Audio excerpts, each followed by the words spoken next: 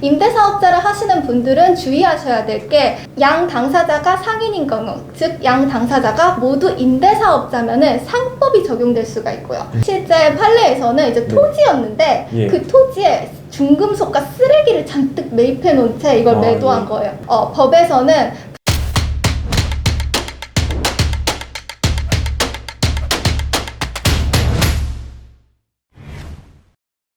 네, 안녕하세요. 비사함TV의 김윤수입니다. 오늘은 또 현지엽 변호사님 또 모셨어요. 현지엽 변호사님이랑 영상을 촬영했던 거에 지금 제가 알고 있는 건물은 그 임차인이 권리금만 8억을 달라고 그래서 지금 뭐 여신이다 전혀 아닌 것 같은데요. 그래서 보셨나요 혹시? 아니요. 오늘 일단은 그 주제가 하자 담보 책임이에요. 그래서 저희가 최근에 이제 뭐 중개하면서도 최근에 일이 일어났었던 거고, 그리고 요즘에 비가 많이 왔잖아요. 그래서 이 하자 담보 책임에 대해서 문제를 제기하는 경우가 많았거든요. 저희가 보통 이제 매매를 할 때 그 중개 대상물 확인 설명서를 쓰잖아요. 네. 그래서 거기서 뭐 이렇게 누수가 있는지 없는지, 뭐 균열이 있는지 없는지 쓰는데 그걸 이제 없다고 썼는데 네. 잔금 지나고 나서 항상 문제가 생기더라고요. 네네네. 비가 샌다든지 네. 뭐 균열 난 데가 있다든지 그럴 경우에 하자 담보 책임을 좀 어떻게 해야 되는지. 네, 하자 담보 책임이라는 거는 이제 원시적으로, 그러니까 매매 계약을 체결하기 전 그때부터 가지고 있는 하자에 대한 것으로 이제 매수인이 하자에 대해서 알지 못하고 또 이 하자에 관해서 알지 못하는 것에 과실이 없을 때 물을 수 있는 책임이라고 할 수 있습니다. 그러니까 채무불이행 책임과 가장 큰 차이점은 원래부터 가지고 있는 하자라는 거예요. 그 안때로부터 이제 6개월 이내에 뭐 이렇게 청구해야 된다라는 게 있잖아요. 네, 맞습니다. 그래서 그 알게 됐을 때 좀 어떻게 행동을 해야 되는지. 알게 되었을 때 일단 가장 먼저 내가 이것을 알았고 이것에 대해서 6개월 내에 너한테 이야기한다는 부분에 관해서 확실하게 통지를 해놓는 것이 중요합니다. 그래서 이런 거를 구두로만 말씀해 놓으시면은 나중에 소송에서 입증할 때 굉장히 큰 문제가 발생할 수 있습니다. 그래서 네. 최소한 문자 아니면 내용 증명으로 반드시 통지를 하셔야 됩니다. 네. 이런 일반적으로 비 새는 거 가지고 이제 하자 담보 책임을 물을 수 있을까요?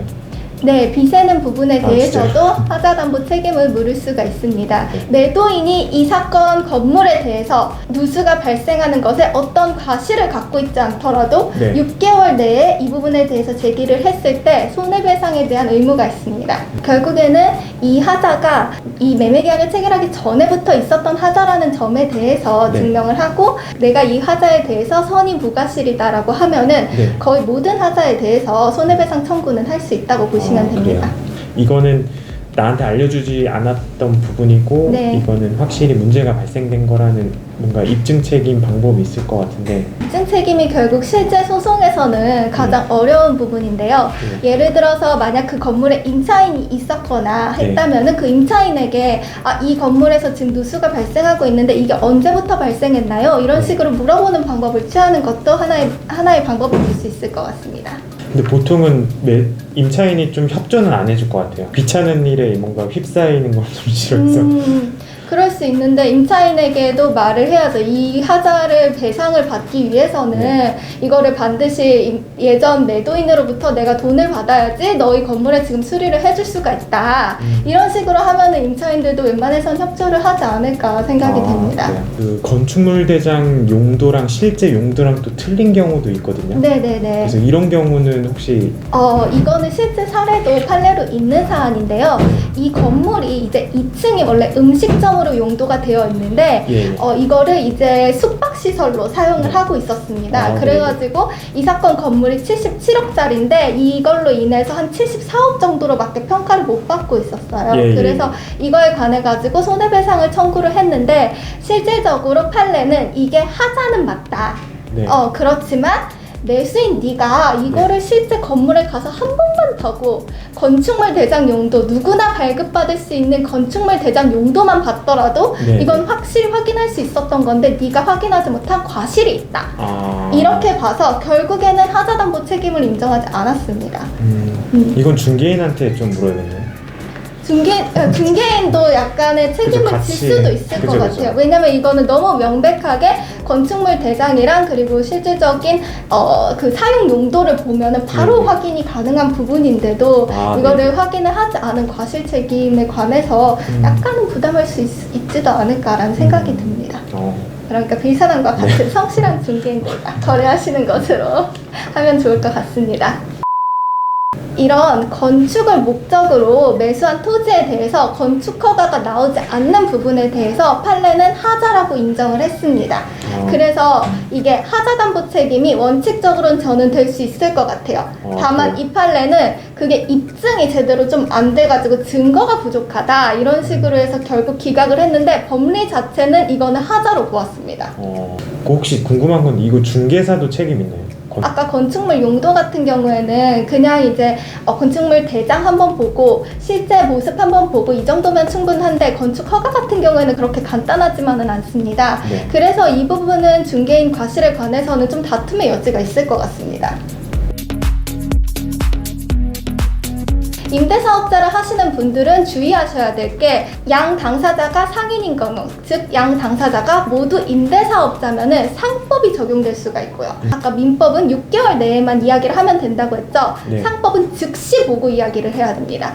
그리고 즉시 보고 이야기를 못할 만큼 되게 네. 숨겨져 있는 하자 있잖아요. 예. 이런 것도 본인이 이제 건물을 인도받고 6개월 내에 이야기를 해야 됩니다.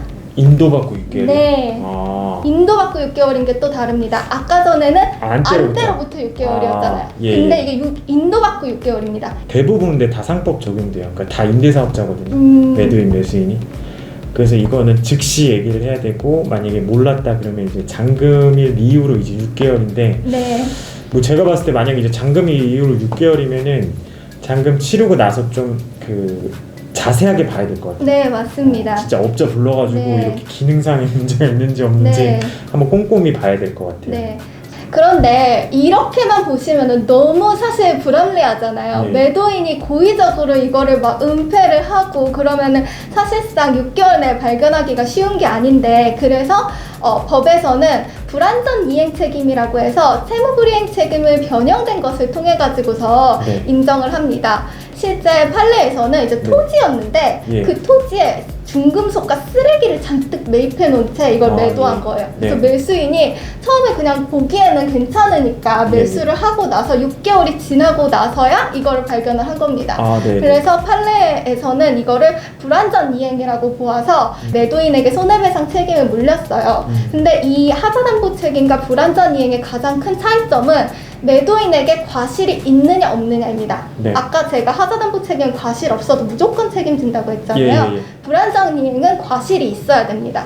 그래서 이 사건은 매도인이 그걸 알고 있었어요. 네. 그래가지고서 책임을 진 것이고 매도인도 몰랐던 사안이다. 네. 이러면은 이제 좀 매수인으로서 굉장히 억울한 입장에 처해질 수는 있죠. 그래서 건물이나 이런 것들에 관해 가지고 굉장히 철저히 보고서 준비를 하셔야 될 것 같습니다.